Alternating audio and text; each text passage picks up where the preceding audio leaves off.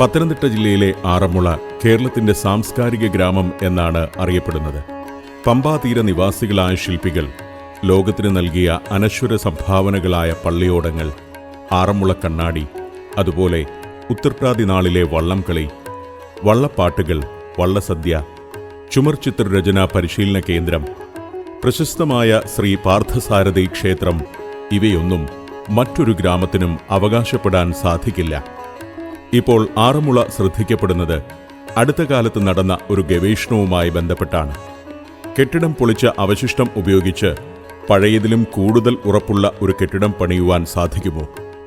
വിസ്മയകരമായ ഒരു നിർമ്മാണ രീതിയും അതിന് ശാസ്ത്രീയമായ അംഗീകാരവും കൂടി ലഭിക്കുമ്പോൾ പഴമയിലേക്ക് ഒരു തിരിച്ചുപോക്കുണ്ടാകുമെന്ന് ഉറപ്പ്.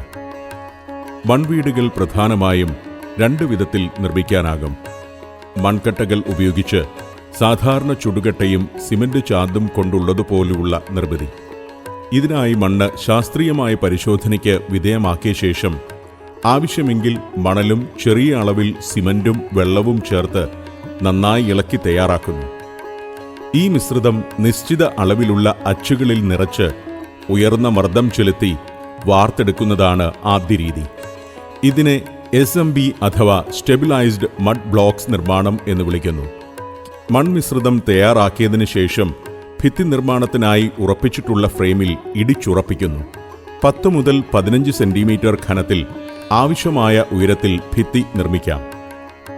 റാംഡ് എർത്ത് കൺസ്ട്രക്ഷൻ എന്നറിയപ്പെടുന്ന ഈ രണ്ടാമത്തെ രീതി ആദ്യത്തെ SMB ഉപയോഗിച്ചുള്ള നിർമ്മാണത്തേക്കാൾ മികച്ചതാണെന്ന് ശാസ്ത്രജ്ഞന്മാർ കണ്ടെത്തിയിട്ടുണ്ട്. ഇത്തരത്തിലുള്ള നിർമ്മാണ രീതിക്ക് മറ്റു നിർമ്മിതികളെക്കാളും 40% അധികം ബലമുണ്ടാകും. പത്തനംതിട്ട ജില്ലയിലെ ആറന്മുള വാസ്തുവിദ്യാ ഗുരുകുലത്തിലെ ഗവേഷകൻ വി. സുരേഷ് വിശദീകരിക്കുന്നു. 2012 ഇന്ത്യൻ ഇൻസ്റ്റിറ്റ്യൂട്ട് ഓഫ് സയൻസിൽ ഇന്ത്യയും ഫ്രാൻസും കൂടെയുള്ള ഒരു ജോയിൻറ്റ് വെഞ്ചറിൽ, അതായത് ഒരു ജോയിൻറ്റ് പ്രോജക്റ്റായിരുന്നു.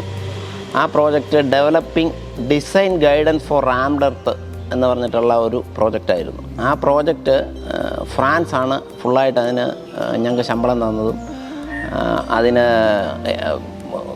റിസർച്ചിൻ്റെ എല്ലാ ചെലവുകളും വഹിച്ചതും ഫ്രാൻസായിരുന്നു. അപ്പോൾ ആ റിസർച്ചിൽ ഇന്ത്യൻ സൈഡിൽ ഞാനും ഫ്രാൻസിൻ്റെ സൈഡിൽ വേറൊരാളുമാണ് റെപ്രസെൻ്റ് ചെയ്തിരുന്നത് റിസർച്ച്. അതിൽ നമ്മൾ ആ ചെയ്ത റിസർച്ചിൻ്റെ റിസൾട്ട് വെച്ച് റാംഡ് എർത്ത് എന്ന് പറഞ്ഞ സോയിൽ കൺസ്ട്രക്ഷൻ നമുക്ക് ഇഷ്ടികക്കാട്ടിൽ 40% ബലം കൂടുതലും ഡ്യൂറബിലിറ്റിയും സാധാരണ കൺസ്ട്രക്ഷനെക്കാട്ടി ഒട്ടും കുറയാത്ത രീതിയിലും ചെയ്യാമെന്ന് നമുക്ക് തെളിയിക്കപ്പെട്ടു. അങ്ങനെ ഞാനോട് ഉൾപ്പെട്ട ആ ഒരു റിസർച്ചിൽ തെളിയിക്കപ്പെട്ടത് ശേഷം നമ്മളത് അമേരിക്കൻ സൊസൈറ്റി ഓഫ് സിവിൽ എഞ്ചിനീയറിങ്ങിൽ നമ്മൾ പേപ്പർ പബ്ലിഷ് ചെയ്തു, ജേണൽ പേപ്പർ പബ്ലിഷ് ചെയ്തു. അങ്ങനെ അതിനു മുമ്പും റാംഡ് എർത്തിൻ്റെ റിസർച്ച് ഇന്ത്യൻ ഇൻസ്റ്റിറ്റ്യൂട്ട് ഓഫ് സയൻസിൽ വ്യാപകമായിട്ട് നടക്കുന്നുണ്ടായിരുന്നു. അതിൽ സീനിയർ പ്രൊഫസർ സിവിൽ എഞ്ചിനീയറിംഗ് സ്ട്രക്ചേഴ്സിലെ പ്രൊഫസർ BVV റെഡ്ഡി എന്ന് പറഞ്ഞ സാറിൻ്റെ അണ്ടറിലാണ് ഞാൻ ചെയ്തത്. അദ്ദേഹം സസ്റ്റൈനബിൾ ടെക്നോളജീസിൻ്റെ ചെയർമാനും കൂടെയാണ്. റെഡ്ഡി സാറിൻ്റെ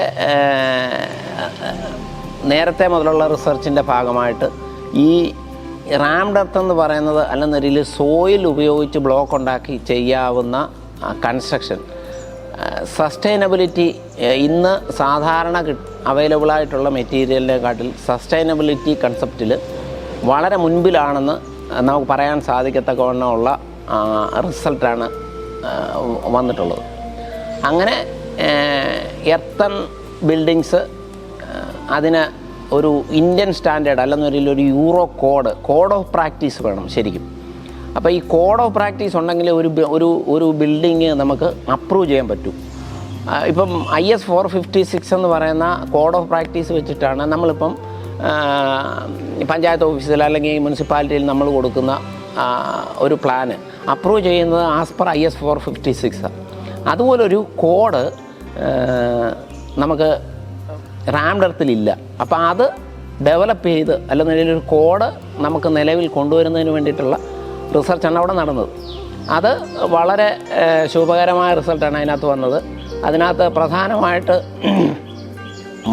മണ്ണുകൊണ്ടുള്ള കൺസ്ട്രക്ഷൻ്റെ പ്രധാനമായ ഡ്രോബാക്ക് എന്ന് പറയുന്നത് നമുക്കറിയാം, വെറ്റ് കണ്ടീഷനിൽ അതിന് സ്ട്രെങ്ത് പോകും, അല്ലെന്ന രീതിയിൽ സ്ട്രെങ്ത് കുറയും. അത് സിമെൻറ്റ് ചേർത്താൽ സ്ട്രെങ്ത് കൂടുതൽ കിട്ടും എന്നൊരു, ശരിക്കും പറഞ്ഞാൽ അതൊരു മിഥ്യാധാരണയാണ്. മണ്ണിനെ സംബന്ധിച്ച് പറയുമ്പോൾ സിമെൻറ്റ് ചേർത്താൽ കൂടുതൽ സ്ട്രെങ്ത് കിട്ടും എന്ന് പറയുന്നത് വലിയ അർത്ഥമില്ല. മണ്ണ് ശരിക്കും നമ്മുടെ കോൺക്രീറ്റിൻ്റെ മിക്സ് ഡിസൈൻ പോലെ ആ ഒരു കൺസെപ്റ്റിനെ അഡോപ്റ്റ് ചെയ്തുകൊണ്ട് നമ്മൾ മണ്ണ് റീകോൺസ്റ്റിറ്റ്യൂഷൻ ചെയ്യാമെന്ന് പറയും. അതായത് നമ്മളൊരു സോയിൽ കിട്ടുന്നു, ആ സോയിൽ നമ്മൾ അതിൻ്റെ ഗ്രാനുലർ അനാലിസിസ് ചെയ്യുന്നു, അതിൻ്റെ ഒരു ഗ്രാഫ് കിട്ടുന്നു. നമുക്ക് വേറൊരു സാമ്പിൾ സോയിൽ വരുന്നു, അതിന് നമുക്ക് ഇതുപോലെ തന്നെ ഒരു ഗ്രാഫ് കിട്ടും. അപ്പം നമുക്ക് വേണ്ട ഒരു ഗ്രാഫ് അതിന് കറസ്പോണ്ടിങ് ആയിട്ടുള്ള ഒരു സോയിൽ മിക്സ് നമുക്ക് എടുക്കുന്നതിന് ഈ രണ്ട് സോയിലിനെയും നമ്മൾ പരിശോധിച്ച് കഴിഞ്ഞ് അതേപോലെ പല സോയിലുകളെ സാൻഡ് ഒക്കെ നമുക്ക് ഓരോ ഗ്രാഫുകളായിട്ട് കിട്ടും. ഒരിക്കലും രണ്ട് സോയിൽ സാമ്പിൾ ഒരിക്കലും ഒരേപോലെ ഗ്രാഫ് ആയിരിക്കത്തില്ല. അപ്പം നമുക്ക് ഇതിനകത്തൊരു ഒപ്റ്റിമം സ്ട്രെങ്ത് കിട്ടുന്ന ഒരു സോയിൽ ഗ്രഡേഷനുണ്ട്. ആ ഗ്രഡേഷൻ എന്ന് പറയുന്നത് എക്സ്പെരിമെൻ്റലി പ്രൂവ് ചെയ്യപ്പെട്ട ഒരു ഗ്രഡേഷനാണ്. ആ ഗ്രഡേഷനിലേക്ക് എത്തിച്ചേരുന്നതിന് ഈ പറഞ്ഞ സോയിൽ സാമ്പിള് എത്ര വെച്ച് മിക്സ് ചെയ്യണം എന്ന് തീരുമാനിക്കുന്നതിന് ഈ ഗ്രാഫ് മാത്രം നമുക്ക് കമ്പയർ ചെയ്താൽ മതി. അപ്പോൾ ഈ ഒപ്റ്റിമം ഗ്രാഫിൽ നിന്ന് ഒരു പർട്ടിക്കുലർ സോയിൽ സാമ്പിളിൻ്റെ ഗ്രാഫിൻ്റെ അകലം എത്ര ഉണ്ടെന്ന് വെച്ചാൽ, ഇപ്പുറത്തോട്ട് ഒരു സോയിൽ സാമ്പിളിൻ്റെ ഗ്രാഫ് കാണുന്നു, റൈറ്റ് സൈഡിലേക്ക് വേറൊരു സോയിൽ സാമ്പിളിൻ്റെ ഗ്രാഫ് കാണുന്നു. അതിപ്പം ഉദാഹരണത്തിന് നമുക്ക് വേണ്ട സോയിൽ ഗ്രാഫിൽ നിന്ന് ഒരു 2x ഡിസ്റ്റൻസ് അകലത്തിലാണ് അടുത്ത ഗ്രാഫ്. ലെഫ്റ്റ് സൈഡിലെ വേറെ എണ്ണം 1x അകലത്തിലാണെന്ന് ഇരിക്കട്ടെ. അങ്ങനെയാണെങ്കിൽ നമുക്ക് ഈ ലെഫ്റ്റ് സൈഡിലുള്ള സോയിൽ 2 മടങ്ങും, റൈറ്റ് സൈഡിലുള്ള സോയിൽ അതായത് 2 കൊട്ട ലെഫ്റ്റ് സൈഡിലെ സോയിലും 1 കൊട്ട റൈറ്റ് സൈഡിലെ സോയിലും എടുത്താൽ നമുക്ക് ഈ ഓപ്റ്റിമം ഗ്രാഫിലേക്ക് നമ്മൾ എത്തിച്ചേരും. അങ്ങനെ എത്തിച്ചേർന്ന് കഴിഞ്ഞാൽ അതാണ് റീകോൺസ്റ്റിറ്റ്യൂഷൻ എന്ന്, ഞാനത് ചുരുക്കി പറഞ്ഞാണ് റീകോൺസ്റ്റിറ്റ്യൂഷൻ എന്നതുകൊണ്ട് അർത്ഥമാക്കുന്നത്. അങ്ങനെ റീകോൺസ്റ്റിറ്റ്യൂട്ട് ചെയ്ത സോയിലിന് മാത്രമേ വെറ്റ് കണ്ടീഷൻ സ്ട്രെങ്ത് ഉള്ളൂ. അതിനകത്ത് സിമെൻറ്റ് കണ്ടൻറ്റ് എന്ന് പറയുന്നത് ഇൻസിഗ്നിഫിക്കൻ്റാണ്, അതായത് അതിന് പ്രാധാന്യം ഇല്ല എന്ന് തന്നെ പറയാം. ഇതിൻ്റെ സ്ട്രെങ്ത് ഡിസൈഡ് ചെയ്യുന്നത് പ്രധാന ക്രൈറ്റീരിയ എന്ന് പറയുന്നത് അതിൻ്റെ ഡെൻസിറ്റിയാണ്. അപ്പോൾ ഡെൻസിറ്റി ഞങ്ങൾ കമ്പാരിസൺ ചെയ്ത് നടത്തിയ റിസർച്ചിൽ മനസ്സിലായിട്ടുള്ളത് 300% ഡിഫറൻസ്, അതായത് 20% difference in density cause 300% difference in strength. അതായത് 20% നമ്മൾ ഡെൻസിറ്റി കൂട്ടി കഴിയുമ്പോൾ അതിൻ്റെ സ്ട്രെങ്ത് 3 ഇരട്ടി കൂടും.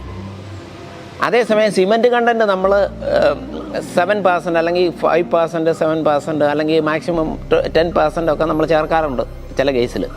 അങ്ങനെ ചേർക്കുമ്പോൾ വരുന്ന സ്ട്രെങ്തിൻ്റെ ഇൻക്രീസ് എന്ന് പറയുന്നത് വളരെ നോർമലില്ല ഇതുമായിട്ട് കമ്പയർ ചെയ്യുമ്പോൾ.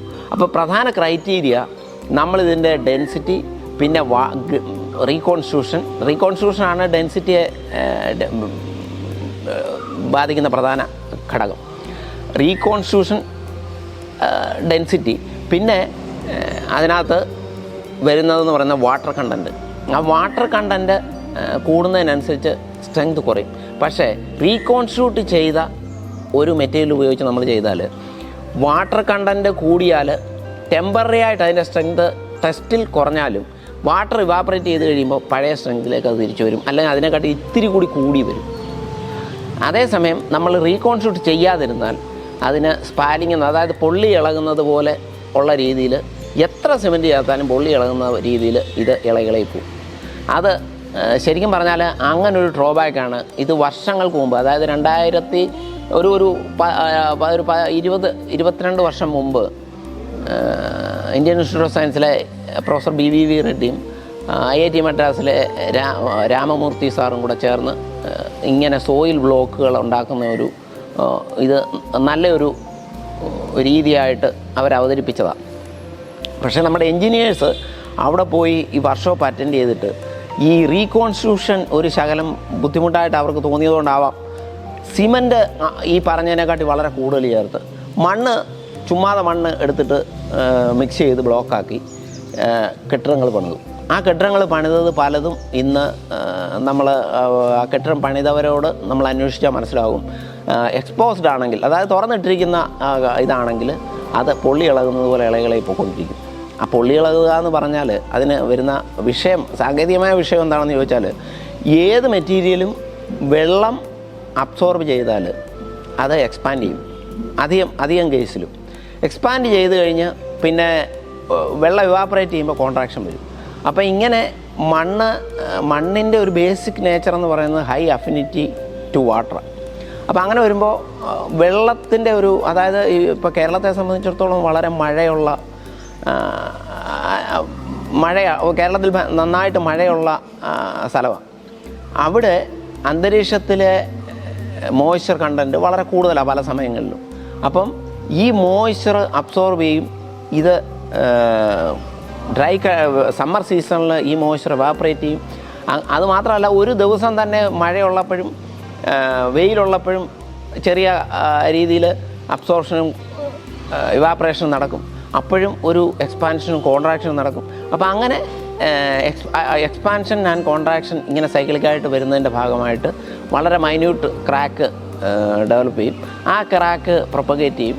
ആ പ്രൊപ്പഗേറ്റ് ചെയ്യുന്ന ക്രാക്ക് പ്രൊപ്പഗേറ്റ് ചെയ്യുന്നതിൻ്റെ ഫലമാണ് ഈ പറഞ്ഞ സ്പാലിങ് അല്ലെങ്കിൽ പൊള്ളി ഇളകുന്ന പോലെ നമുക്ക് തോന്നുന്നത്. അത് നമ്മൾ ഈ പറഞ്ഞ റീകോൺസ്റ്റിറ്റ്യൂഷൻ എന്ന് പറഞ്ഞ രീതി അഡോപ്റ്റ് ചെയ്യുകയാണെങ്കിൽ നമുക്ക് ഈ പറഞ്ഞ പൊള്ളി ഇളകുന്ന ഡ്രോബാക്ക്, അതായത് മണ്ണിൻ്റെ പ്രധാന ഡ്രോബാക്ക് നമുക്ക് ഒഴിവാക്കാൻ പറ്റും. ഇവിടെ പ്രധാനപ്പെട്ട ഒരു കാര്യം എന്ന് പറയുന്നത്, നമ്മൾ മണ്ണുകൊണ്ടുള്ള കൺസ്ട്രക്ഷൻ ഒരു ക്രിസ്തുവിന് മുമ്പ് 2500 വർഷം മുതലേ മണ്ണുകൊണ്ടുള്ള കൺസ്ട്രക്ഷനുണ്ട്. ഇൻഡസ് വാലി സിവിലൈസേഷനിൽ മണ്ണുകൊണ്ടുള്ള കൺസ്ട്രക്ഷനാണ് ഈ പറഞ്ഞ 2500 ക്രിസ്തുവിന് മുമ്പ് 2500 വർഷം മുമ്പ് മണ്ണുകൊണ്ടുള്ള കൺസ്ട്രക്ഷനുണ്ട്. അതിനകത്ത് ചുടുകട്ടയുണ്ട്, അതുപോലെ തന്നെ സൺഡ്രൈഡ് ബ്രിക്കും ഉണ്ട്. സൂര്യപ്രകാശത്തിൽ ഉണങ്ങിയ കട്ടകൾ ഒരു ചെറിയ പോർഷനുണ്ട്. അപ്പോൾ ഈ ഇൻഡസ് വാലി സിവിലൈസേഷനിൽ നമ്മൾ ചുടുകട്ട ഉപയോഗിച്ചിട്ടുള്ളതായി കണ്ടെത്തിയിട്ടുണ്ട്. സൺഡ്രൈഡ് ബ്രിക്കും കുറച്ച് ഭാഗം ഉള്ളതായിട്ട് പറയുന്നു. അത് കഴിഞ്ഞിട്ട് പിന്നീടുള്ള സമയങ്ങളിൽ, അതായത് ഇപ്പം നമ്മൾ തേർഡ് സെഞ്ച്വറിയിൽ ചൈനയുടെ വൻമതിലിൻ്റെ പല ഭാഗങ്ങളും ഈ പറഞ്ഞ റാംഡ് എർത്താണ്. അതുപോലെ 8th സെഞ്ച്വറിയിൽ ഇൻഡോ ടിബറ്റൻ ഏരിയയിലുള്ള കൺസ്ട്രക്ഷൻസ് മണ്ണുകൊണ്ടുണ്ട്. 7th സെഞ്ച്വറി യൂറോപ്പിലുണ്ട്. അങ്ങനെ മണ്ണുകൊണ്ടുള്ള കൺസ്ട്രക്ഷൻസ് ധാരാളമുണ്ട്. പക്ഷേ ഈ മണ്ണുകൊണ്ടുള്ള കൺസ്ട്രക്ഷന് അതായത് ബേൺ ചെയ്ത ക്ലേ കൊണ്ടാണ് പ്രധാനമായിട്ടും ചെയ്തതെന്ന് പറയാം. എന്നാൽ ഫ്രാൻസിലൊക്കെ 7 നില ബിൽഡിംഗ് ഉണ്ട്, റാംഡ് എർത്തിൽ ചെയ്തിട്ടുണ്ട്. അത് എനിക്ക് തോന്നുന്ന ഒരു കോർ പോലും നമുക്ക് അതിൽ നിന്ന് എടുക്കാൻ അവർ സമ്മതിക്കുമെന്ന് എനിക്ക് തോന്നുന്നില്ല. ഇപ്പോഴും അത് വളരെ പ്രിസർവ് ചെയ്തിരിക്കുന്ന ഒരു പഴയ ഏൻഷ്യൻ ബിൽഡിങ്ങാണ്. അതിൻ്റെ ഫോട്ടോ ഒക്കെ നെറ്റിൽ അവൈലബിളാണ്, കാണാവുന്നതേ ഉള്ളൂ.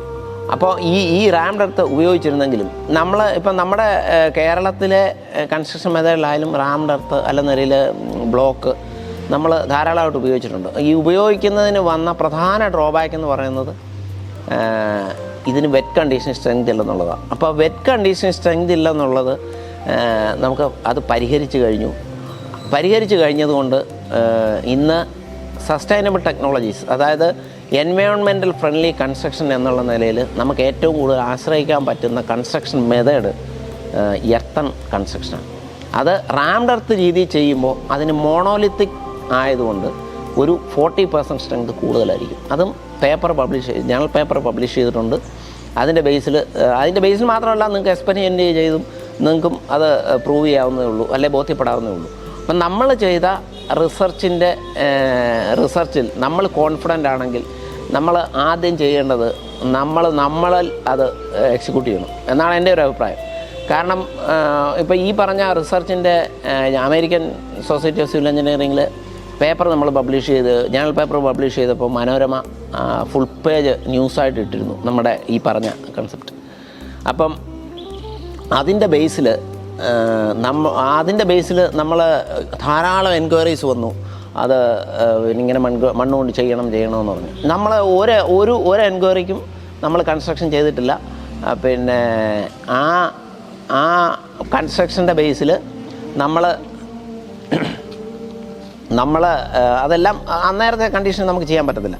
അതുകൊണ്ട് ആദ്യം നമ്മളുടെ ഒരു ബിൽഡിങ് ചെയ്തതിന് ശേഷമാണ് നമ്മൾ ഇത് കൺസൾട്ടൻസി കൊടുത്തു തുടങ്ങിയത്. അങ്ങനെ ഞാൻ എൻ്റെ വീട് ചെയ്തു. എന്നാൽ റെഡ്ഡി സാറ്, അതായത് പ്രൊഫസർ BVV റെഡ്ഡി 3 നില school building without column and frame നമ്മൾ ബാംഗ്ലൂർ ചെയ്തിട്ടുണ്ട്. ഞാൻ പറഞ്ഞ ഞാൻ റിസർച്ചിൽ ഇൻവോൾവ് ചെയ്ത് ഞാൻ ബോധ്യപ്പെട്ടതിന് ശേഷം ആണ് ഞാൻ എൻ്റെ വീട് വെച്ചത്. അപ്പം ഞാനവിടെ ബാംഗ്ലൂരിൽ IIScയിൽ സീനിയർ പ്രോജക്ട് സയൻറ്റിസ്റ്റായിട്ട് വർക്ക് ചെയ്തുകൊണ്ടിരിക്കുമ്പോൾ ഈ പറഞ്ഞ ധാരാളം ബിൽഡിങ്ങുകൾക്ക് വേണ്ടിയിട്ട് അതിൻ്റെ സോയിൽ ടെസ്റ്റ് ചെയ്ത് നമ്മൾ കൊടുത്തിട്ടുണ്ട്. അപ്പോൾ ആ ബാംഗ്ലൂർ ധാരാളമായിട്ട് കൺസ്ട്രക്ഷൻസ് നടക്കുന്നുണ്ട്. ഇവിടെ കേരളത്തിലും ഇപ്പം നമ്മൾ കൺസ്ട്രക്ഷൻ മണ്ണുകൊണ്ടുള്ളതിലേക്ക് ആളുകൾക്ക് താല്പര്യം വരുന്നുണ്ട്. പ്രധാനപ്പെട്ട കാരണം ഈ മണ്ണുകൊണ്ടുള്ള കൺസ്ട്രക്ഷൻ്റെ ഏറ്റവും വലിയ അഡ്വാൻറ്റേജ് എന്ന് പറയുന്നത് ആ മുറിക്കുള്ളിലെ അറ്റ്മോസ്ഫിയറാണ്. അതായത് വലിയ ചൂട് സമയത്ത് നമുക്കൊരു കൂൾ അറ്റ്മോസ്ഫിയർ ആയിരിക്കും. കാരണം ഈ മണ്ണൊരു ഇൻസുലേറ്ററായിട്ട് ആക്ട് ചെയ്യുന്നതുകൊണ്ട് ഈ മണ്ണിന് ഈ വെളിയിലത്തെ ചൂട് അത്രയും ഉള്ളിലേക്ക് വരത്തില്ല. അപ്പോൾ പ്രത്യേകിച്ച് മുറി അടച്ചിട്ടിരിക്കുകയാണെങ്കിൽ നമുക്ക് ഫാൻ കൊണ്ട് മാത്രം നമുക്ക് വളരെ കൂളായിട്ടുള്ള അറ്റ്മോസ്ഫിയർ കിട്ടത്തക്കണം ഫാൻ കൊണ്ട് മാത്രം നമുക്ക് ജീവിക്കാൻ പറ്റും. അപ്പോൾ ഈ മണ്ണ് കൊണ്ട് നമ്മൾ ചെയ്യുന്ന ഈ കൺസ്ട്രക്ഷൻ നമുക്ക് ഇപ്പോൾ കേരളത്തിൽ എക്സിക്യൂട്ട് ചെയ്ത് വരുന്നുണ്ട്. പ്രധാനമായിട്ടും ബ്ലോക്കാണ്. പക്ഷേ ബ്ലോക്കിനെക്കാട്ടിൽ 40% സ്ട്രെങ്ത് കൂടുതൽ കിട്ടുന്നത് കൊണ്ട് നമ്മൾ പ്രിഫർ ചെയ്യുന്നത് റാംഡ് എർത്ത്, അതായത് മൊണോലിത്തിക്കായിട്ട് റാംഡ് എർത്ത് തന്നെ ചെയ്യുന്നതിലാണ് നമ്മൾ കോൺസെൻട്രേറ്റ് ചെയ്യുന്നത്. അപ്പോൾ വാസ്തുവിദ്യാ ഗുരുകുലം ഈ സസ്റ്റൈനബിൾ ടെക്നോളജീസിൻ്റെ ഒരു വിങ് ഇവിടെ തുടങ്ങുകയും അവിടെ നമ്മൾ ഈ റിസർച്ച് ഈ സസ്റ്റൈനബിൾ കൺസ്ട്രക്ഷൻ തുടങ്ങുന്നതിൻ്റെ പ്രാരംഭ ഘട്ടമെന്നുള്ള നിലയിൽ ഈ മണ്ണിൻ്റെ കൺസ്ട്രക്ഷൻ ഒരു കൺസൾട്ടൻസി നമ്മളിവിടെ സ്റ്റാർട്ട് ചെയ്തു. അപ്പോൾ സ്റ്റാർട്ട് ചെയ്ത സമയത്ത് തന്നെ ഈ ഇന്ത്യൻ നോളജ് സിസ്റ്റം സെൻറ്ററുകളെ ഇൻവൈറ്റ് ചെയ്തുകൊണ്ടൊരു ഒരു ആപ്ലിക്കേഷൻ ഇൻവൈറ്റ് ചെയ്തിട്ടൊരു പരസ്യം വന്നു. അത് AICT ആണ് അതിന് ഇനിഷ്യേറ്റീവ് എടുത്തിരിക്കുന്നത്. അപ്പോൾ ആ പരസ്യപ്രകാരം നമ്മൾ ഒരു പ്രപ്പോസൽ നമ്മൾ സബ്മിറ്റ് ചെയ്തു. അപ്പോൾ അങ്ങനെ സബ്മിറ്റ് ചെയ്ത പ്രപ്പോസൽ പ്രകാരം നമുക്ക് ഒരു IKS Indian knowledge system centre നമുക്ക് AICT അംഗീകരിച്ചു തന്നു. അതിനൊരു റിസർച്ചിന് ഫണ്ട് തന്നു. അങ്ങനെ ഈ ലാബിലെ എക്യുപ്മെൻറ്റ്സ് ശരിക്കും പറഞ്ഞാൽ AICT ഫണ്ട് തന്ന എക്യുപ്മെൻറ്റ്സ് ഉപയോഗിച്ചാണ് നമ്മളിപ്പോൾ റിസർച്ച് ചെയ്യുന്നത്. അത് നമ്മൾ ഈ മണ്ണുകൊണ്ടുള്ള റിസർച്ച് IIScയിൽ നടക്കുമ്പോൾ തന്നെ ഈ ബിൽഡിംഗ് വേസ്റ്റ് മണ്ണിന് പകരം ബിൽഡിംഗ് വേസ്റ്റൂടെ ആഡ് ചെയ്ത് ഉള്ള റിസർച്ചുകളും നടന്നു വരുന്നു.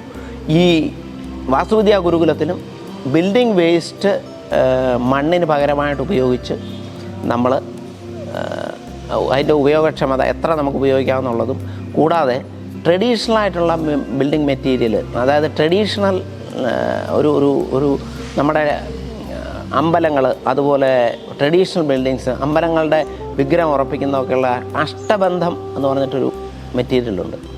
അപ്പോൾ ആ മെറ്റീരിയലിൻ്റെ ജെന്യൂനിറ്റി, അതായത് അതിന് സ്ട്രെങ്തും ഡ്യൂറബിലിറ്റിയും ഉണ്ട് എന്ന് പ്രൂവ് ചെയ്യുന്ന ഒരു റിസർച്ച് പ്രപ്പോസലൂടെയാണ് നമ്മൾ അതുകൂടെ ചേർത്തൊരു ഈ ബിൽഡിംഗ് വേസ്റ്റ് കൊണ്ട് അതുപോലെ തന്നെ ഈ ബോണ്ടിങ് ഏജൻ്റായിട്ട് അഷ്ടബന്ധം ഉപയോഗിച്ചുള്ള ഒരു പ്രപ്പോസലാണ് നമ്മൾ AICTക്ക് സബ്മിറ്റ് ചെയ്ത്. ആ സബ്മിറ്റ് ചെയ്ത് ഒരു 4 സ്റ്റേജ് ഇൻ്റർവ്യൂവിന് ശേഷം ഇന്ത്യൻ ഇൻസ്റ്റിറ്റ്യൂട്ട് ഓഫ് സയൻസ് അതിൽ ഒരു ആക്റ്റീവ് റോൾ എടുക്കാമെങ്കിൽ ഇത് സെൻറ്ററാക്കി തരാമെന്ന് അവർ സമ്മതിച്ചു ഇൻ്റർവ്യൂവിൽ. അങ്ങനെ പ്രൊഫസർ BVV റെഡ്ഡി സാറ് തന്നെ കൺസൾട്ടൻ്റായിട്ട് സാർ എഗ്രി ചെയ്തു. അങ്ങനെ ആ എഗ്രിമെൻറ്റ് നമ്മൾ എക്സിക്യൂട്ട് ചെയ്തു. അപ്പോൾ നമുക്ക് ഒരു ഇന്ത്യൻ നോളജ് സിസ്റ്റം സെൻ്ററായിട്ട് AICT നമുക്ക് ഒരു സെൻറ്റർ പ്രഖ്യാപിച്ചു. നമ്മൾ വാസുവിദ്യാ ഗുരുകുലത്തിൽ സെൻറ്റർ പ്രഖ്യാപിച്ചു. അങ്ങനെ അതിൻ്റെ പ്രിൻസിപ്പൽ ഇൻവെസ്റ്റിഗേറ്ററായിട്ട് ഞാനിവിടെ വർക്ക് ചെയ്യുന്നു, വാസുവിദ്യാ ഗുരുകുലത്തിലെ സീനിയർ സയൻറ്റിസ്റ്റായിട്ടും. അങ്ങനെ ഇപ്പം നമ്മൾ ഈ building waste to be converted to building material എന്നുള്ള കൺസെപ്റ്റ് നമ്മളിത് ഈ പറഞ്ഞതുപോലെ ഒരു ഡെമോൺസ്ട്രേഷൻ ബിൽഡിംഗ് ആണ് നമ്മളിപ്പോൾ ഈ ലാബ് ബിൽഡിംഗ്. ഇത് ഒരു 5 ലോഡ് ഡെമോളിഷ്ഡ് ബിൽഡിംഗ് വേസ്റ്റ് കൊണ്ടുവന്ന് ആ 5 ലോഡ് ഡെമോളിഷ്ഡ് ബിൽഡിംഗ് വേസ്റ്റിനകത്തെ കോൺക്രീറ്റ് പാർട്ടുകൾ നമ്മൾ സെപ്പറേറ്റ് ചെയ്തു. ആ കോൺക്രീറ്റ് പാർട്ടുകൾ സെപ്പറേറ്റ് ചെയ്തത് കോൺക്രീറ്റ് പാർട്ട് മാത്രമായിട്ട് നമ്മൾ ക്രഷ് ചെയ്തിട്ട് നമുക്ക് അത് കോൺക്രീറ്റിന് വേണ്ടിയിട്ട് ഉപയോഗിക്കാം.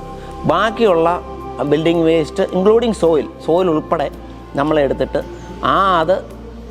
ആ മെറ്റീരിയൽ മുഴുവനായിട്ട് എടുത്ത് പൊടിച്ച് നമ്മൾ ഇതിൻ്റെ ഭിത്തിക്കും ബാക്കി എല്ലാ കൺസ്ട്രക്ഷനും ഈ പറഞ്ഞ ഇതിൻ്റെ ഫൗണ്ടേഷനും നമ്മൾ ഉപയോഗിച്ചിരിക്കുന്നത് ഇതേ ബിൽഡിംഗ് വേസ്റ്റാണ്.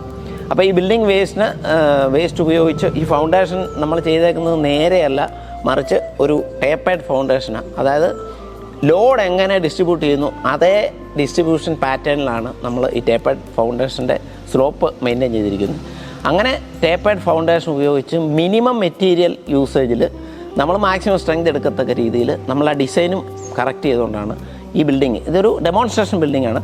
ഈ ബിൽഡിങ് പണിയുന്നതിന് ആവശ്യമായിട്ടുള്ള എല്ലാ ഹെൽപ്പും ചെയ്ത് വാസുദേവ ഗുരുകുലത്തിൻ്റെ ഡയറക്ടർ സദാശിവൻ നായർ എന്ന് പറഞ്ഞ ആൾ വളരെ, അതായത് പല തീരുമാനങ്ങളും പുള്ളി വളരെ തത്വാധിഷ്ഠിതമായിട്ടും അതുപോലെ തന്നെ വളരെ ധൈര്യപൂർവ്വം എടുത്തിട്ടുള്ള തീരുമാനങ്ങൾ കൊണ്ടാണ് ഇത് ശരിക്കും പറഞ്ഞാൽ ഇത് പ്രായോഗികതയിൽ എത്തിച്ചേർന്നത്. അപ്പോൾ അങ്ങനെ നമ്മളെടുത്ത ഈ ബിൽഡിങ് ഈ ബിൽഡിങ്ങാണ് നമ്മൾ ഈ കാണുന്നത്. ഇതിനകത്ത് ഈ പറഞ്ഞ ഭിത്തി ഫൗണ്ടേഷൻ എല്ലാം ഡിമോളിഷ്ഡ് ബിൽഡിംഗ് വേസ്റ്റ് കൊണ്ട് മാത്രമാണ്. പിന്നെ ഇതിനകത്ത് ആകെ പുതിയതെന്ന് പറയുന്നത് ഡോറുണ്ട്, ഇവിടെ ഒരു വിൻഡോ, 2 വിൻഡോസ് ഉണ്ട്, ഒരു ഡോറുണ്ട്, 2 ഡോറുണ്ട്, ബാക്കിലോട്ട് ഒരു ഡോറുണ്ട്. പിന്നെ ട്രസ് വർക്ക് എല്ലാം ടാറ്റ സ്ട്രക്ചറാണ്, സ്റ്റീല്, പുതിയ മെറ്റീരിയലാണ്. ഈ മേളത്തെ ഓടെന്ന് പറയുന്നത് 120 വർഷം പഴക്കമുള്ള പഴയ ഓട് കഴുകി ഇട്ടിരിക്കുക. അത് തൊട്ട് ഓപ്പോസിറ്റ് ഒരു സ്കൂളിൽ, ഇപ്പോഴത് DEO ഓഫീസാണ്, ആ സ്കൂളിൽ നിന്ന് ഓട് മാറ്റിയ സമയത്ത് നമ്മൾ ആ ഓട് തരാമോ എന്ന് റിക്വസ്റ്റ് ചെയ്തു. അപ്പോൾ അവർ ആവശ്യമായിട്ടുള്ള എല്ലാ ഹെൽപ്പും ചെയ്തു തന്നു. അങ്ങനെ ആ ഓട് നമ്മൾ എടുത്തിട്ട് കഴുകി റീയൂസ് ചെയ്തിരിക്കുകയാണ് ഇതിൻ്റെ ഓട്. അപ്പോൾ അങ്ങനെ ഇതൊരു ഡെമോൺസ്ട്രേഷൻ ബിൽഡിംഗ് ആയിട്ടാണ് ഈ ബിൽഡിംഗ് നമ്മളിവിടെ പണിഞ്ഞിരിക്കുന്നത്. ഇതിൻ്റെ എക്യുപ്മെൻറ്റ്സ് ഈ പറഞ്ഞ IKS സെൻറ്ററിൻ്റെ ബേസിലുള്ള റിസർച്ചിന് വേണ്ടിയിട്ട് AICT ഫണ്ട് ചെയ്തിരിക്കുന്നു. ഇന്നത്തെ കാലഘട്ടത്തിൽ നമുക്കൊരു ബിൽഡിംഗ് പൊളിക്കണം. അപ്പോൾ പൊളിക്കേണ്ട സമയത്ത് ശരിക്കും പറഞ്ഞാൽ ആ ബിൽഡിംഗ് വേസ്റ്റ് റിമൂവ് ചെയ്യുന്നതിൻ്റെ ഉത്തരവാദിത്വം കൂടെ നമുക്ക് വരിക. അങ്ങനെ ബിൽഡിംഗ് വേസ്റ്റ് റിമൂവ് ചെയ്യാന്ന് പറഞ്ഞാൽ ബിൽഡിംഗ് വേസ്റ്റ് എവിടെയെങ്കിലും നല്ല സോയിലുള്ളതിൻ്റെ മേളിൽ കൊണ്ടുവന്ന് ഡംപ് ചെയ്യുകയാണ് ചെയ്യുന്നത്. അപ്പോൾ ഫലത്തിൽ സംഭവിക്കുന്നത് എന്താണെന്ന് ചോദിച്ചാൽ ഈ ഫെർട്ടൈൽ സോയിലിൻ്റെ മേളിൽ കൊണ്ടുവന്ന് ബിൽഡിംഗ് വേസ്റ്റ് ഡംപ് ചെയ്ത് കഴിയുമ്പോൾ എത്ര ഭാഗത്ത് നമ്മൾ കൊണ്ട് ഡംപ് ചെയ്തോ അത്രയും ഭാഗത്തെ ഫെർട്ടിലിറ്റി, ആ ലാൻഡിൻ്റെ ഫെർട്ടിലിറ്റി പോയി എന്ന് നമ്മൾ കൂട്ടിയാൽ മതി. അങ്ങനെ എൻവയോൺമെൻ്റലി വളരെ ദോഷം ചെയ്യുന്ന ഒരു കാര്യമാണ് ബിൽഡിംഗ് വേസ്റ്റ് കൊണ്ടുവന്ന് ഡംപ് ചെയ്യുന്നത്. ആ ബിൽഡിംഗ് വേസ്റ്റ് അവിടെ വെച്ച് തന്നെ നമ്മൾ പൊടിക്കുന്നതിന് വളരെ ചെറിയ, ഈ ഡെമോൺസ്ട്രേഷൻ ബിൽഡിംഗ് തന്നെ നമ്മൾ കാണിച്ചിരിക്കുന്നത് വളരെ ചെറിയ ഒരു ക്രഷറാണ് ഇവിടെ നമ്മൾ തന്നെ അത് പറഞ്ഞ് നമ്മൾ ചെയ്യിപ്പിച്ച ഒരു ക്രഷറാണ്. ആ ക്രഷർ ശരിക്കും റൺ ചെയ്യുന്ന താഴെ പോയ അതായത് ഒരു ആക്സിഡൻറ്റ് പറ്റിയ മേളിൽ നിന്ന് താഴെ വീണ ഒരു ഓട്ടോറിക്ഷയുടെ എൻജിനാണ് നമ്മളിപ്പോൾ ഇതിനകത്ത് ഉപയോഗിച്ചേക്കുന്നത്. അപ്പോൾ 7 HP ഉള്ളതിന് ആ 7 HPയുടെ സ്ഥാനത്ത് നിങ്ങൾ വേറൊരു എൻജിൻ വെച്ചാലും അത് പറ്റും. ഞാൻ പറഞ്ഞ ഒരു ഡെമോൺസ്ട്രേഷൻ വരുമ്പോൾ ഒരു ടെക്നിക്കലി ഇച്ചിരി കൂടെ പഴയ ഒരു സാധനം ഉപയോഗിക്കാം എന്നുള്ള രീതിയിലാണ് ആ എൻജിൻ ഉപയോഗിച്ചത്. ഇവിടെ നമ്മൾ 7 HPയുടെ ഒരു ക്രഷർ, മിനി ക്രഷർ മതി, അത് ക്രഷർ ഉപയോഗിക്കാം. പിന്നെ അതുപോലെ തന്നെ ഒത്തിരി ഓർഗാനിക് മാറ്റേഴ്സ് ഉള്ള സോയിൽ അല്ലെന്നറിയിൽ ഈ ബിൽഡിംഗ് വേസ്റ്റ് ആണെങ്കിൽ അത് നമ്മൾ പൊടിച്ചിട്ട് ഒന്ന് വാഷ് ചെയ്യണം. കാരണം അതിനകത്ത് ഓർഗാനിക് മാറ്റർ ഒത്തിരി ഉണ്ടെന്നറിയിൽ അതിന് കൺസ്ട്രക്ഷൻ്റെ സ്ട്രെങ്തിനെ അത് ബാധിക്കാൻ ചിലപ്പോൾ സാധ്യതയുണ്ട്. ആ നിലയിൽ നമ്മൾ ആ വാഷ് ചെയ്യുന്ന ഒരു ഡിവൈസും നമ്മൾ ഡിസൈൻ കൊടുത്ത് നമ്മൾ ചെയ്യിപ്പിച്ച് ഇവിടെ ഉണ്ട്. ആ വാഷിങ് അതും 2 HPയിലാണ് അത് വർക്ക് ചെയ്യുന്നത്. പിന്നെന്ന് പറയുന്നത് 2 HPയിൽ 1.5 HPയിൽ വർക്ക് ചെയ്യുന്ന ഒരു സീവർ മെഷീനാണ്. അത് സാധാരണ അവൈലബിളാണ്. നമ്മൾ ആ സീവർ മെഷീൻ നമ്മൾ 1-2 അറ്റാച്ച്മെൻറ്റ് ചെയ്തിട്ടുണ്ട്. അത് ടെക്നിക്കലായിട്ട് വേറെ 1-2 കാര്യങ്ങൾക്ക് വേണ്ടിയിട്ട് നമ്മൾ അതിനുള്ള ചിലവേ വന്നിട്ടുള്ളൂ. ഈ പറഞ്ഞ 2 മെഷീനും നമ്മൾ ഡിസൈൻ കൊടുത്ത് നമ്മുടെ ആവശ്യത്തിന് ഉതകത്തക്ക രീതിയിൽ നമ്മൾ ചെയ്തേക്കുന്നു. ഇത് ആകെപ്പാടെ ഇതിനകത്ത് 9 SP വന്നിട്ടുള്ളൂ. ഇതെന്ന് പറഞ്ഞാൽ വളരെ സിമ്പിളായിട്ട് നോയിസ് പൊല്യൂഷനോ അല്ലെന്നൊരിൽ ഡസ്റ്റ് പൊല്യൂഷനോ അങ്ങനെ ഒന്നും ഇല്ലാതെ വളരെ ചെറിയ ഒരു ഏരിയയിലിട്ട് ചെയ്യത്തക്ക രീതിയിൽ നമ്മൾ ഉദ്ദേശിക്കപ്പെട്ട് നമ്മൾ ചെയ്തേക്കുന്നത് അങ്ങനെ. അപ്പോൾ ഒരു ബിൽഡിംഗ് ഒരാളിന് പൊളിച്ചിട്ട് ചെയ്യണമെങ്കിൽ ഒന്നാമത് അവർക്ക് അതിനകത്ത് വിശ്വാസം വരണം. വിശ്വാസം വന്നെങ്കിലേ ചെയ്യാൻ പറ്റൂ. കാരണം പഴയ പൊളിച്ച് കഴിയുമ്പോൾ അതിന് സ്ട്രെങ്ത് പിന്നീട് വരുമോ എന്നൊരു സംശയം വേണേ ഉണ്ടാവും. പക്ഷേ ഇന്ത്യൻ ഇൻസ്റ്റിറ്റ്യൂട്ട് ഓഫ് സയൻസ് എന്ന് പറയുന്ന ഇന്ത്യയിലെ നമ്പർ 1 ഇൻസ്റ്റിറ്റ്യൂട്ടാണ്, നമുക്കറിയാം. അവിടെ ഡ്യൂറബിലിറ്റി ടെസ്റ്റ് നടത്തി ഓക്കെ പറഞ്ഞതിന് ശേഷമാണ് ഈ പറഞ്ഞ കാര്യങ്ങളെല്ലാം നമ്മൾ എക്സിക്യൂട്ട് ചെയ്യുന്നത്. അപ്പോൾ ഡ്യൂറബിലിറ്റി ടെസ്റ്റ് നമുക്കും ചെയ്യാൻ പറ്റും. നിങ്ങൾക്ക് സംശയമുള്ളവർക്ക് ഡ്യൂറബിലിറ്റി ടെസ്റ്റ് ചെയ്യാം. ഡൈല്യൂട്ട് ആയിട്ട് സൾഫ്യൂരിക് ആസിഡ് ടെസ്റ്റുണ്ട്. അങ്ങനെ പല രീതിയിൽ നമുക്ക് ചെയ്യാൻ പറ്റും. അപ്പോൾ അങ്ങനെ ആ ഡ്യൂറബിലിറ്റി ടെസ്റ്റും ചെയ്ത് ഇതിൻ്റെ സ്ട്രെങ്ത് സംബന്ധിച്ച് നമുക്ക് ടെസ്റ്റ് ചെയ്യുന്നതിന് സാധാ കംപ്രഷൻ മെഷീൻ മതി, അത് വെച്ച് നമുക്ക് ചെയ്യാം. അങ്ങനെ സ്ട്രെങ്തും ഡ്യൂറബിലിറ്റിയും ഉറപ്പാക്കിയതിന് ശേഷമാണ് കൺസ്ട്രക്ഷൻ ചെയ്യുന്നത്. അപ്പോൾ ആ വിശ്വാസം ആളുകൾക്ക് വരുന്ന പക്ഷം നമുക്ക് ഈ പറഞ്ഞ ബിൽഡിംഗ് വേസ്റ്റ് ഉപയോഗിക്കുന്നതിലൂടെ നമ്മുടെ പ്രകൃതിയെയും സംരക്ഷിക്കും. അതുപോലെ തന്നെ ഇതിൻ്റെ കോസ്റ്റ് നമുക്ക് നല്ലപോലെ സേവ് ചെയ്യാനും പറ്റും. നല്ലപോലെ എന്ന് പറഞ്ഞാൽ കൃത്യമായ കണക്ക്. ഇപ്പോൾ ഈ ബിൽഡിംഗ് വേസ്റ്റ് കൊണ്ടുവന്ന് ഡംപ് ചെയ്യുന്നതിൻ്റെ കോസ്റ്റ് അതിനകത്ത് കുറയും. പിന്നെ നമ്മൾ ഈ മെഷീൻ കൊണ്ടുവന്ന് എറക്റ്റ് ചെയ്യുന്നതെന്ന് പറഞ്ഞാൽ ഇത് സിമ്പിളായിട്ട് എറക്റ്റ് ചെയ്യാവുന്നതാണ്. ആ ഡംപ് ചെയ്യുന്ന കോസ്റ്റിനെക്കാട്ടി കുറവേ വരത്തുള്ളൂ മെഷീൻ്റെ എറക്ഷൻ്റെ കോസ്റ്റ്. പിന്നെ അത് ക്രഷ് ചെയ്യുന്നതിന് ഒരു സൂപ്പർവിഷൻ വേണം. സ്ട്രെങ്തും ഡ്യൂറബിലിറ്റിയും സംബന്ധിച്ച് പറയേണ്ട ആവശ്യമില്ല. സ്ട്രെങ്തും ഡ്യൂറബിലിറ്റി ഇതിനുണ്ട്. അത് IASC തന്നെ നിങ്ങൾ തന്നെ സമീപിച്ച് നിങ്ങൾക്കത് അഷ്വറൻസ് നിങ്ങൾക്ക് തന്നെ ഉണ്ടാക്കാവുന്നതുള്ളൂ. അതായത് ഇത് നമ്മൾ റാംഡത്ത് നമ്മുടെ വീട് ചെയ്തപ്പോൾ ഞാൻ മേടിച്ച മെഷീനാണ്. ഡെവലപ്പ് ചെയ്ത് ഡിസൈൻ കൊടുത്ത് മേടിച്ച മെഷീനാണ് ഇത്. അതൊരു ബിൽഡിംഗ് നമ്മൾ പൊളിക്കുന്നു. ബിൽഡിംഗ് പൊളിക്കുമ്പോൾ നമുക്ക് ഈ പൊളിച്ച കോൺക്രീറ്റ് വേസ്റ്റ് നമ്മൾ ഇതിനകത്തേക്ക് ഫീഡ് ചെയ്യും, ഇട്ട് കഴിഞ്ഞാൽ ഇത് റൊട്ടേറ്റ് ചെയ്തുകൊണ്ടിരിക്കുകയാണ്. ഇതൊരു ഡീസൽ എൻജിനാണ്. ആ എൻജിൻ ഡീസൽ ഫ്യൂവലായിട്ട് ഇത് വർക്ക് ചെയ്യുന്നു. ഇത് റൊട്ടേറ്റ് ചെയ്യുന്ന സമയത്ത് ഇത് പൊടിഞ്ഞ് ഈ മെറ്റീരിയൽ നമുക്ക് താഴെ കിട്ടും. ആ കിട്ടുന്ന മെറ്റീരിയൽ നമുക്ക് ഈ മെറ്റീരിയൽ നമുക്ക് രണ്ടാമത് കോൺക്രീറ്റിന് തന്നെ ഉപയോഗിക്കാം. പിന്നെ ബാക്കി building waste, demolished building waste നമുക്ക് ഈ കോൺക്രീറ്റ് പാർട്ടും കൂടെ ഒന്നിച്ച് ചേർത്ത് പൊടിച്ചാലും നമുക്ക് ഈ ഭിത്തിക്കോ അല്ലെങ്കിൽ പിന്നെ ഫൗണ്ടേഷനോ നമുക്ക് ഉപയോഗിക്കാൻ പറ്റും. ഇവിടെ ഈ ബാക്കി വരുന്ന കോൺക്രീറ്റ് വേസ്റ്റ്, ബാക്കി കോൺക്രീറ്റ് മാറ്റിയതിന് ശേഷം ബാക്കി വരുന്ന മുഴുവൻ വേസ്റ്റും കൂടെ ചേർത്ത് പൊടിച്ച് ഇതേ രീതിയിൽ നമ്മൾ ഇതിലേക്ക് ഫീഡ് ചെയ്ത് കഴിയുമ്പോൾ നമുക്ക് ജോ അഡ്ജസ്റ്റ് ചെയ്യുന്നതിനനുസരിച്ച് നമുക്ക് സൈസ് ഓഫ് പാർട്ടിക്കിൾ അഡ്ജസ്റ്റ് ചെയ്യാം. അപ്പോൾ ആ അഡ്ജസ്റ്റ് ചെയ്യുന്നതിനനുസരിച്ച് നമുക്ക് ഈ റീകോൺസ്റ്റിറ്റ്യൂഷനും നമുക്ക് അഡ്ജസ്റ്റ് ചെയ്യാൻ പറ്റും. അങ്ങനെ നമുക്ക് ഈ റീകോൺസ്റ്റിറ്റ്യൂഷൻ അഡ്ജസ്റ്റ് ചെയ്ത് ഈ പൊടിക്കുന്ന വേസ്റ്റ് പൊടിക്കുന്നതിലൂടെ നമുക്ക് റീകോൺസ്റ്റിറ്റ്യൂഷൻ കൂടെ ഒരു പരിധി വരെ നമുക്ക് ഈസി ആയിട്ട് ചെയ്യാൻ പറ്റും. അപ്പോൾ അങ്ങനെ കിട്ടുന്ന മെറ്റീരിയൽ നമ്മൾ അതിനകത്ത് ഓർഗാനിക് മാറ്റർ ഉള്ളതാണെങ്കിൽ ഈ പറഞ്ഞ വാഷിംഗ് ഡിവൈസിനകത്തോട് ഇട്ട്, ഇത് ഒരു 2 HP മോട്ടറിൽ വർക്ക് ചെയ്യുന്നതാണ്. ഇത് വാഷ് ചെയ്ത് അതിനകത്തെ ഓർഗാനിക് മാറ്റർ റിമൂവ് ചെയ്യും. ഓർഗാനിക് മാറ്റർ ഉണ്ടെങ്കിൽ അത് കൺസ്ട്രക്ഷന് നല്ലതല്ല. അത് റിമൂവ് ചെയ്തതിന് ശേഷം നമുക്ക് ബാക്കി മെറ്റീരിയൽ ഇതും നമുക്ക് ഉപയോഗിച്ചുകൊണ്ടാണ് നമ്മൾ ഈ കൺസ്ട്രക്ഷൻ നടത്തുന്നത്. അത് 10 mm സാധാരണ 10 mm താഴെയാണ് നമ്മൾ ഈ കൺസ്ട്രക്ഷന് വേണ്ടിയിട്ട് ഉപയോഗിക്കുന്നത്. ഈ ക്രഷറിനകത്ത് പൊടിച്ച് കിട്ടുന്ന മെറ്റീരിയൽ ചിലപ്പോൾ ആ സൈസ് ചിലപ്പം കൂടുതൽ ഉണ്ടാവാൻ ചിലപ്പോൾ സാധ്യതയുണ്ട്. അങ്ങനെയുള്ള കേസിൽ നമ്മൾ ഈ സീവർ മെഷീനകത്തൂടെ നമ്മളൊന്ന് സീവ് ചെയ്തിട്ടാണ്, അരിച്ചിട്ടാണ് നമ്മൾ ഈ മെറ്റീരിയൽ ഉപയോഗിക്കുന്നത്.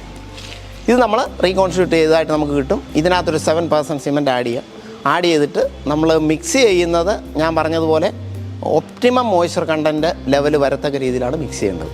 ഈ കിട്ടുന്ന മിക്സ് ചെയ്യുന്നതെന്ന് പറഞ്ഞാൽ നമുക്ക് മിക്സർ മെഷീൻ മിക്സ് ചെയ്യാം, ഹാൻഡ് മിക്സും ചെയ്യാം. പക്ഷേ മിക്സർ മെഷീനാണ് നമ്മളിവിടെ സ്വീകരിച്ച രീതി.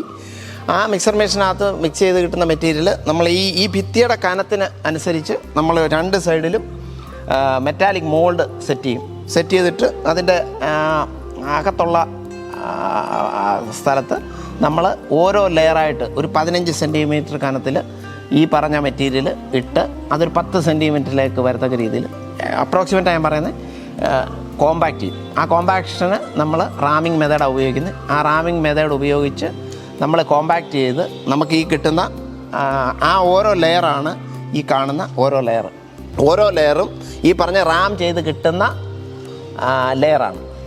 അപ്പോൾ ഇതിനകത്ത് ഈ ഓരോ ലെയറായിട്ട് കെട്ടി നമുക്ക് ഈ ഭിത്തിയുടെ പൊക്കം കൂടി വരുന്നു.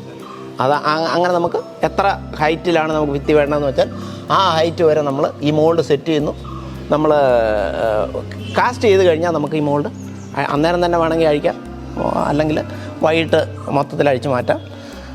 ഈ കിട്ടിക്കഴിഞ്ഞാൽ നമുക്ക് സിമൻറ്റ് ചേർക്കുന്നത് കൊണ്ടൊരു 28 ഡേയ്സ് ഗണ്ണി ബാഗ് അല്ലെങ്കിൽ ചാക്ക് നിരത്തിയിട്ട് വെള്ളം സ്പ്രേ ചെയ്യുന്നത് നല്ലതാണ്. അതൊരു ക്യൂറിങ് എഫക്റ്റ് അതിന് സിമൻറ്റ് ഒരു 7% ഉള്ളെങ്കിൽ ചെയ്യുന്നതിന് ഒരു ക്യൂറിങ് എഫക്റ്റ് കൂടെ കിട്ടുകയും ചെയ്യും. പിന്നെ ഈ റാംഡർത്ത് ചെയ്യുമ്പോൾ ഈ ടെക്സ്ചർ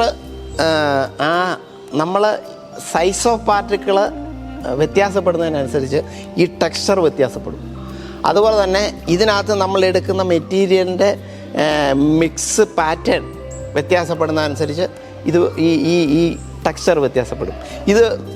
ഇതൊരു ഫിനിഷിങ് മെത്തേഡിൽ കൂടെ ഫിനിഷ് ചെയ്ത് കഴിഞ്ഞാൽ ഈ ടെക്സ്ചർ വേറൊരു ടെക്സ്ചർ നമുക്ക് കിട്ടും. ഇതിപ്പം മോൾഡ് ഇളക്കി വെക്കുന്ന അതേ രീതിയാണ്. ഇത് ലെവലായിരിക്കും. നമുക്ക് ഇതല്ല, നമുക്ക് ഒരു ഫിനിഷ്ഡ് സാധാരണ ബിൽഡിംഗ് പോലെ വേണമെങ്കിൽ ഇത് പുട്ടി അടിച്ചിട്ട് പെയിൻ്റ് അടിച്ചാലും നമുക്ക് സാധാരണ വീട് പോലെ തോന്നത്തക്ക രീതിയിൽ നമുക്ക് ആക്കിയെടുക്കാൻ പറ്റും. ഈ ബിൽഡിങ് നമ്മൾ ബിൽഡിംഗ് വേസ്റ്റ് ഉപയോഗിച്ച് നമ്മൾ ചെയ്തിരിക്കുന്നതാണ്. ഇതേമാതിരി നമുക്കിപ്പം മണ്ണ് കൊണ്ടുള്ള ബിൽഡിങ് നമ്മൾ മണിമലയാറിൻ്റെ സൈഡിൽ വള്ളംകുളത്ത് ഡോക്ടർ അനീഷ് രാജിന് വേണ്ടി ചെയ്തിട്ടുണ്ട്. ഈ മെത്തേഡ് നമ്മൾ സ്വീകരിക്കുന്ന പക്ഷം ഇത് നമുക്ക് ഈ പ്രകൃതിക്കും അതുപോലെ തന്നെ സാമ്പത്തിക ലാഭത്തിനും കാരണമാണ്. ഇതിപ്പം വാസുവിദ്യാ ഗുരുകുലത്തിൽ ഇത് നമുക്ക് ചെയ്യാൻ പറ്റിയത് അതിൻ്റെ ഡയറക്ടറുടെ ഇനിഷ്യേറ്റീവ് കൊണ്ടാണ്. അദ്ദേഹം വളരെ സ്ട്രോങ് ആയിട്ട് നിന്നുകൊണ്ടാണ് നമുക്കിപ്പോൾ ഇത് ചെയ്യാൻ പറ്റിയത്. ഇതേ രീതിയിൽ ഗവൺമെൻറ് ബിൽഡിങ്ങുകൾക്കും അതുപോലെ തന്നെ ഈ പറഞ്ഞ കേരളത്തിലെന്നല്ല ലോകത്തിലെ തന്നെ നമുക്ക് വേണമെങ്കിൽ നമുക്ക് അങ്ങനെ തന്നെ പറയാം. അപ്പോൾ ലോകത്തിൽ തന്നെ ഇങ്ങനെ ഈ ബിൽഡിംഗ് വേസ്റ്റ് മുഴുവൻ ഉപയോഗിച്ച് ബിൽഡിംഗ് ആക്കുന്ന അല്ലെന്നൊരു പുതിയ ബിൽഡിംഗ് മെറ്റീരിയലിലേക്ക് നമ്മൾ പോകാതെ ഈ ബിൽഡിംഗ് വേസ്റ്റ് കൊണ്ട് തന്നെ ബിൽഡിംഗ് നമ്മൾ പണിയുമ്പോൾ അത് സാമ്പത്തിക ലാഭവും നമുക്ക് ഉണ്ടാക്കും. അതുപോലെ തന്നെ ഇത് പ്രകൃതിയോട് ചെയ്യുന്ന വലിയൊരു അനുഗ്രഹം കൂടെ ആയിരിക്കും. അതുകൊണ്ട് ഇത് ഇപ്പം ഞാൻ ചെയ്യുന്നു എന്നുള്ളതല്ല, ആര് ചെയ്താലും ഈ കൺസെപ്റ്റ് നമ്മൾ സ്വീകരിക്കേണ്ടതാണെന്ന് ഉറക്കെ നമുക്ക് പറയാവുന്ന രീതിയിലുള്ളൊരു കൺസ്ട്രക്ഷൻ മെത്തേഡായിരുന്നു. ഇതിപ്പം മുൻപ് പറഞ്ഞതുപോലെ ഈ റീകോൺസ്റ്റിറ്റ്യൂഷൻ എന്ന് പറഞ്ഞ മെത്തേഡ് നമ്മൾ സ്വീകരിച്ചുകൊണ്ട് ഇതിനകത്ത് ഉപയോഗിച്ചിരിക്കുന്നതെന്ന് പറഞ്ഞാൽ ഇച്ചിരൂടെ വലിയ തരികളുള്ള മണ്ണിൻ്റെ പോർഷൻ നമ്മൾ ഉപയോഗിച്ചിരിക്കുന്നു. അതുപോലെ തന്നെ ആ പ്രപ്പോർഷൻസിൻ്റെ ഡിഫറൻസ് നമുക്ക് പല ഡിഫറെൻറ്റ് പ്രപ്പോർഷൻസ് നമുക്ക് അഡോപ്റ്റ് ചെയ്യാം. പക്ഷേ റീകോൺസ്റ്റിറ്റ്യൂഷൻ എന്ന് പറയുന്നതിൻ്റെ ബേസിക് കൺസെപ്റ്റ് മിനിമം വോയിഡ്സ് ആയിരിക്കണം അതിനകത്ത്. അപ്പോൾ ആ മിനിമം വോയിഡ്സ് വരത്തക്ക രീതിയിൽ റീകോൺസ്റ്റിറ്റ്യൂഷൻ എന്നുള്ള കൺസെപ്റ്റ് നമ്മൾ അഡോപ്റ്റ് ചെയ്തുകൊണ്ട് തന്നെ നമുക്ക് ഈ തരികളുടെ സൈസ് വേരി ചെയ്യാം. അങ്ങനെ വേരി ചെയ്ത് കിട്ടുന്ന ടെക്സ്ചർ ഡിഫറൻസ്, ഞാൻ മുമ്പേ പറഞ്ഞ ടെക്സ്ചർ ഡിഫറൻസാണ് ഇതിനകത്ത് കാണുന്നത്. ഇത് നമ്മൾ വലിയ തരികളിലൂടെ എടുത്തിട്ടുണ്ട്. ഒരു 20 mm വരെയുള്ള 20-25 mm വരെയുള്ള തരികൾ മണ്ണിനകത്തെ തരികളോട് ഉപയോഗിച്ച് നമ്മൾ ചെയ്തേക്കുന്നതാണ് ഇത് നമ്മൾ വേറെ രീതി ഫിനിഷ് ചെയ്തിട്ട് നമ്മൾ അത് നമ്മൾ അടുപ്പിച്ചിട്ടിരിക്കുന്നു. ഇതാണ് അതിൻ്റെ ഈ തറ. നമ്മൾ അതും റാംഡർത്ത് തന്നെ ആ മെത്തേഡ് അത് തന്നെ ഉപയോഗിച്ച് ചെയ്ത തറയാണ്. ഈ മണ്ണിൻ്റെ ബിൽഡിങ് അല്ലെന്നൊരു ബിൽഡിംഗ് വേസ്റ്റ് ഉപയോഗിച്ച് നമ്മൾ ഈ രീതിയിൽ ചെയ്യുന്ന ബിൽഡിങ്ങിന് സാധാരണക്കാർക്ക് വരുന്ന പ്രധാന സംശയം എന്ന് പറയുന്നത് ഇതിന് വെറ്റ് കണ്ടീഷനിൽ സ്ട്രെങ്ത് കിട്ടുമോ എന്നുള്ളതാണ്. അപ്പോൾ ഈ വെറ്റ് കണ്ടീഷനിൽ സ്ട്രെങ്ത് കിട്ടും എന്നുള്ളത് നമ്മൾ ഇന്ത്യൻ ഇൻസ്റ്റിറ്റ്യൂട്ട് ഓഫ് സയൻസിൽ പ്രൂവ് ചെയ്തിട്ടുണ്ട്. അത് ജേണൽ പേപ്പർ പബ്ലിഷ് ചെയ്തിട്ടുണ്ട്. ഇതിൻ്റെയൊക്കെ ബേസിൽ നമ്മൾ അതായത് ഒരു ഇനിഷ്യേറ്റീവ് എടുക്കാനുള്ളൊരു ധൈര്യം, ആ ധൈര്യം ഇപ്പം വാസുവിദ്യാ ഗുരുകുലത്തിൽ അതിൻ്റെ എക്സിക്യൂട്ടീവ് ഡയറക്ടർ ശ്രീ സദാശിവൻ നായർ ഈ ബിൽഡിംഗ് പണിയാനുള്ളൊരു ധൈര്യം, അതായത് ഈ ജേണൽ പേപ്പർ കണ്ടിട്ട് ഇത് ചെയ്യാൻ പറ്റണം, അതാണ് ആ ജേണൽ പേപ്പറിൻ്റെ അർത്ഥം എന്നാൽ അദ്ദേഹം അങ്ങനെ ഒരു ധൈര്യം എടുക്കുന്നത് കൊണ്ടാണ് ഇതിന് പൈസ മുടക്കാനും ഇതിനകത്തെല്ലാം ഒത്തിരി റിസ്ക് ഫാക്ടർ ഉണ്ട് സാറിന് തന്നെ, എനിക്ക് തന്നെ അറിയാം. അപ്പോൾ ഈ റിസ്ക് ഫാക്ടർ എടുക്കാനുള്ളൊരു തൻ്റെ ഇടം ഇവിടുത്തെ ബാക്കിയുള്ള ഗവൺമെൻറ് ഡിപ്പാർട്ട്മെൻറ്റുകൾക്കൊക്കെ കൂടെ കിട്ടിയാൽ നമുക്കിത് ഒത്തിരി പ്രകൃതി സൗഹൃദമായിട്ടും അതുപോലെ തന്നെ സാമ്പത്തിക മേന്മ ഉണ്ടാക്കുന്നതുമായിട്ടുള്ള ഒരു വലിയ കൺസ്ട്രക്ഷൻ മെത്തേഡിലേക്ക് നമുക്ക് പോകും. അത് സുരേഷ് തന്നെ ചെയ്യണമെന്നൊന്നുമില്ല, ഞാൻ തന്നെ ചെയ്യണമെന്നല്ല പറയുന്നതിൻ്റെ അർത്ഥം. ആര് ചെയ്താലും ഈ കൺസെപ്റ്റ് അക്സെപ്റ്റ് ചെയ്യാനുള്ള ഒരു ആർജവം അല്ലെങ്കിൽ ഒരു തൻ്റെ ഇടം നമുക്ക് ഉണ്ടാവണം എന്നുള്ളതാണ് എനിക്കിതിനകത്ത് ഒരപേക്ഷ.